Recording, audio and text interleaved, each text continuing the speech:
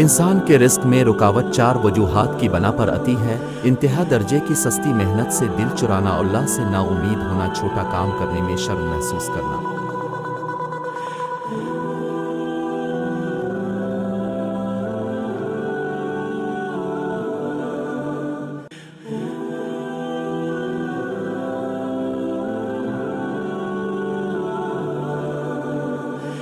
برداشت کے کانوں سے سنو، رحم کی آنکھ سے دیکھو اور محبت کی زبان سے بات کرو۔